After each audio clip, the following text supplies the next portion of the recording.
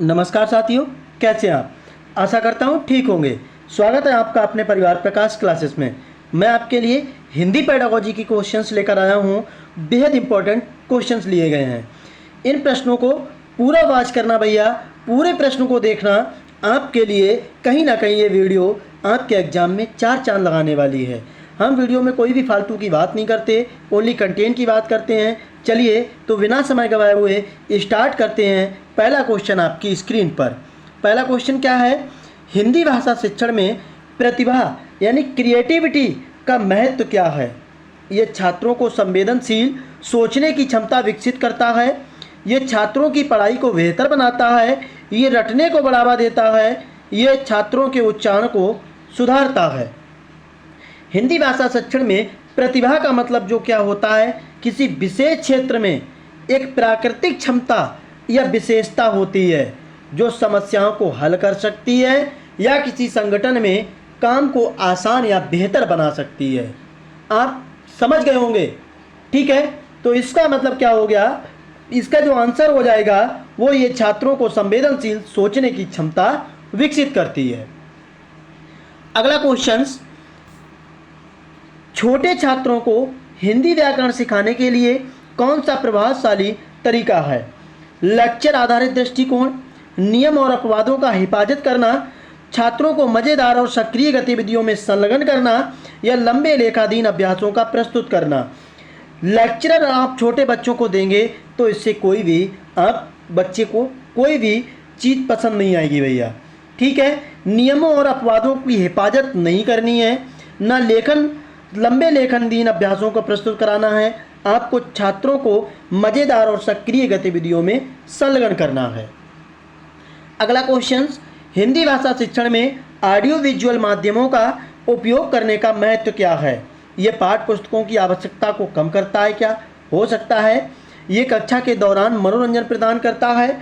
ये शैक्षणिक शैलियों को संबोधित करने और समझाने में मदद करता है। ये होमवर्क की आवश्यकता को समाप्त कर देता है। क्या होगा इस क्वेश्चन का राइट आंसर? वीडियो को पूरा वॉच करें, पसंद आए तो लाइक करें, शेयर कर दें, चैनल को सब्सक्राइब कर लें। आने वाले हर एग्जाम की तैयारी प्रकाश क्लासेस के साथ बिल्कुल मुफ्त में। हिंदी भाषा शिक्षण में ऑडियो विजुअल माध्यमों का उपयोग करने का जो महत्व है भैया, वो आपका ये विभिन्न शिक्षण शैलियों को संबोधित करने और समझाने में मदद करता है, ठीक है। अगला क्वेश्चन, हिंदी लेखन अभियांत्रिकी की रचनात्मकता को कैसे प्रोत्साहित किया जाएगा? आपको चीज़ों को बच्चों के सामने प्रोत्साहित करनी है, ना कि आपको हतोत्साहित करनी है। व्याकरण और वाक्य रचना के नियमों का सख्ती से पालन कराना है, सख्ती से पालन नहीं कराना है किसी भी चीज़ का। लेखन अभ्यासों के लिए नियमों की सीमा लगानी है नहीं भैया। छात्रों को खुद अपने विषय का चयन करने और अपने विचारों को स्वतंत्र रूप से प्रकट देने कहेंगे, ठीक है। अगला क्वेश्चन, दूसरी भाषा के रूप में हिंदी शिक्षण के लिए कौन सा दृष्टिकोण अधिक प्रभावशाली है? अनुवाद आधारित दृष्टिकोण, पूर्ण अवसरवाद आधारित दृष्टिकोण, व्याकरण अनुवाद, या रटने वाला?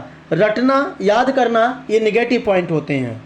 5 नंबर का राइट आंसर आपका करेक्ट हो जाएगा। पूर्ण अवसरवाद आधारित दृष्टिकोण होना चाहिए दूसरी भाषा के रूप में हिंदी शिक्षण के लिए। अगला क्वेश्चन, ये थोड़ा कट हो गया है, इसके लिए बेहद सॉरी, लेकिन इनका आंसर 3 में ही है भैया। हिंदी भाषा शिक्षण में कहानी सुनाने का क्या महत्व है? ये छात्रों की हस्तलेखता को सुधारता है, छात्रों को सक्रिय श्रवण और भाषा अर्जन को प्रोत्साहित करता है, या कठिन व्याकरण, कठिन जहाँ मिल जाए, निगेटिव पॉइंट। क्या होगा? ये छात्रों को सक्रिय श्रवण और भाषा अर्जन को प्रोत्साहित करता है, ठीक है साथियों। अगला क्वेश्चन, इसमें भी थोड़ा मिस्टेक हो गया है, बेहद सॉरी। 3 ही ऑप्शंस हैं, थोड़ा जल्दबाजी में ये हुआ है ऐसा, इसके लिए बेहद सॉरी। छात्रों के लिए हिंदी भाषा सीखने को मज़ेदार कैसे बनाया जा सकता है? लंबे लेखनाधीश अभ्यासों को होमवर्क के रूप में असाइन करना, शब्दावली और व्याकरण नियमों का सिखाना ही ध्यान में रखना, भाषा खेलों, गानों और सक्रिय गतिविधियों का आयोजन करके। 7 नंबर का राइट आंसर यही हमारा करेक्ट हो जाएगा। भाषा खेलों, गानों और सक्रिय गतिविधियों का आयोजन कराएंगे तभी मज़ेदार भाषा बनेगी, ठीक है। वीडियो पसंद आए तो लाइक जरूर कर दें, शेयर कर दें। हिंदी भाषा शिक्षण में सांस्कृतिक परिवेश का क्या महत्व है? ये छात्रों को भाषा सीखने में वितरित करता है। ये छात्रों को सांस्कृतिक संबंध समझने और भाषा सीखने को बढ़ावा देता है। ये भाषा सीखने में अनवरत बढ़ोतरी के लिए महत्वपूर्ण नहीं है, महत्वपूर्ण है। ठीक है, इसका ऑप्शन वी करेक्ट हो जाएगा। ये छात्रों को सांस्कृतिक संदर्भ समझने और भाषा सीखने को बढ़ावा देता है। अगला क्वेश्चन, छात्रों को हिंदी भाषा की शिक्षा में रुचि बढ़ाने के लिए कौन सी विधि अधिक प्रभावशाली होगी? ध्वनि सुनने और बोलने के अभ्यास को बढ़ावा देना है, व्याकरण नियमों को रटने को बढ़ावा देना है, छात्रों को कक्षा में चुप रहने को कहना है, या पाठ्य पुस्तकों का प्रयोग करना है। छात्रों को हिंदी भाषा की शिक्षा में रुचि बढ़ाना है तो आपको रटना नहीं है, चुप नहीं रहना है, पुस्तकों का प्रयोग नहीं करना है, ध्वनि सुनने और बोलने को अभ्यास बढ़ाना है। ठीक है, वीडियो आपको पसंद आए तो लाइक कर दें, शेयर कर दें, चैनल को सब्सक्राइब कर लें। हिंदी भाषा शिक्षण में कौन सी विधि विद्यार्थियों के संवादात्मक दक्षता को सुधारती है? वाचन गतिविधियाँ, व्याकरण नियमों के सख्त पालन, लंबे लेखनाधीश अभ्यासों का प्रस्तुति करना, या समूह में चर्चा करना। तो आपका कहीं ना कहीं विद्यार्थियों में संवादात्मक दक्षता को सुधारना है तो समूह में चर्चा करनी होगी। ठीक है, अगला क्वेश्चन, हिंदी भाषा शिक्षण में लिखने के लिए कौन सी विधि सबसे उपयुक्त होगी? छात्रों को भाषा नियमों का सही उपयोग करने के लिए मजबूर करना, छात्रों को स्वतंत्र रूप से विचारों को व्यक्त करने के लिए प्रोत्साहित करना, छात्रों को विषय से परे विचारों को लिखने के लिए कहना, या छात्रों को लिखने के लिए होमवर्क नियुक्त करना। 11 नंबर का राइट आंसर आपका वी करेक्ट हो जाएगा। छात्रों को स्वतंत्र रूप से विचारों को व्यक्त करने के लिए प्रोत्साहित करना। ठीक है साथियों, अगला क्वेश्चन, हिंदी भाषा शिक्षण में प्रशिक्षण के लिए विशेष विधि का उपयोग किया जा सकता है, विशेष रूप से कौन सी विधि होगी? प्रश्नोत्तर प्रक्रिया, सुनलेख, सुनना और लिखना जैसे इमला बोला जाता है, अध्ययन के प्रश्नों के संदर्भ में प्रदर्शन करना, व्याकरण नियमों को रटना। हिंदी भाषा शिक्षण में जो प्रशिक्षण के लिए विशेष विधि है वो आपकी कौन सी हो जाएगी? अध्ययन के प्रश्नों के संदर्भ में प्रदर्शन करना। ठीक है, अगला क्वेश्चन, हिंदी भाषा के शिक्षण में छात्रों को व्याकरणों के वाक्यों के व्याकरण के नियमों के अनुसार संशोधित करने के लिए कौन सी विधि उपयुक्त है? प्रश्नोत्तरी प्रक्रिया, सुनलेख प्रक्रिया, वाक्य संशोधन प्रक्रिया, अध्ययन के प्रश्नों के संदर्भ में प्रदर्शन। क्या होगा इस क्वेश्चन का राइट आंसर? कमेंट। 30 नंबर का बिल्कुल क्या हो जाएगा? वाक्य में व्याकरण के नियम का अनुसार संशोधित करना है तो वाक्य संशोधन प्रक्रिया अपनाई जाएगी। ठीक है, अगला क्वेश्चन, हिंदी भाषा शिक्षण में कविता या गीत को प्रस्तुत करने का महत्व क्या है? ये कक्षा के दौरान मनोरंजन प्रदान करता है, ये छात्रों की उच्चतर विचारधारा को विकसित करता है, ये भाषा के नियमों का सख्त पालन करता है, ये भाषा सीखने के लिए अध्ययन सामग्री प्रदान करता है। क्या होगा राइट आंसर? कमेंट। बिल्कुल 40 नंबर का राइट आंसर आपका हो जाएगा, ये छात्रों की उच्चतर विचारधारा को विकसित करता है। ठीक है, अगला क्वेश्चन, हिंदी भाषा शिक्षण में समृद्धि आधारित विधि का उपयोग किस लिए किया जाता है?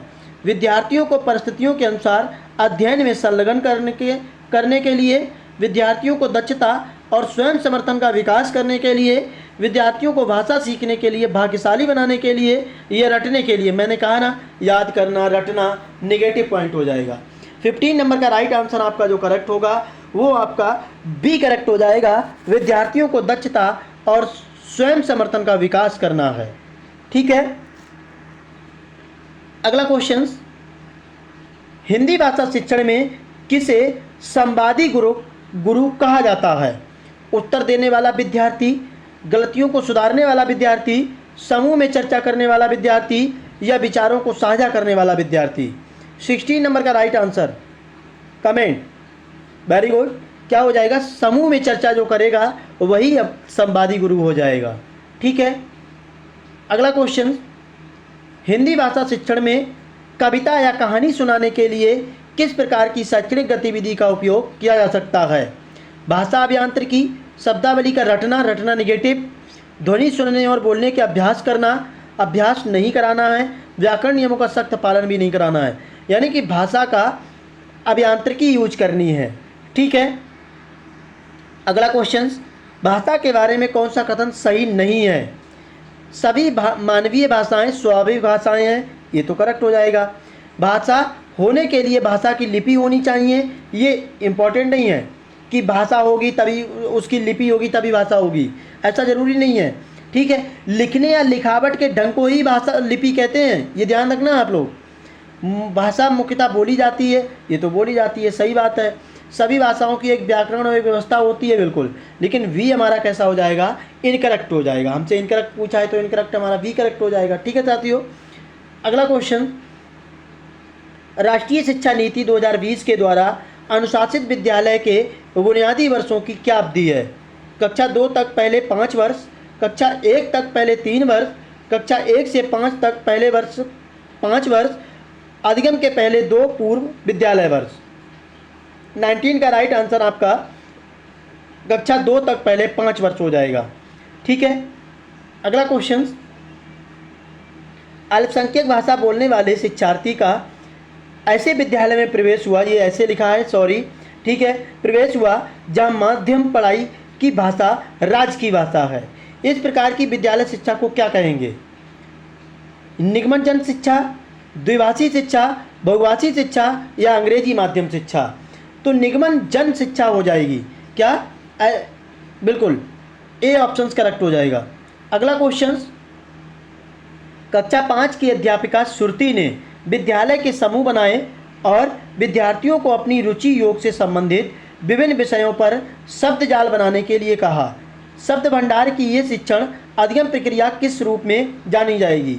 शब्द भंडार अधिगम का विषय आधारित उपागम करना, शब्द भंडार अधिगम का रचनात्मक उपागम करना, शब्द भंडार अधिगम का थीम आधारित उपागम करना या शब्द भंडार अधिगम के लिए शब्द ज्ञान करना? 21 का राइट आंसर आपका करेक्ट हो जाएगा, शब्द भंडार अधिगम का रचनात्मक उपागम करना।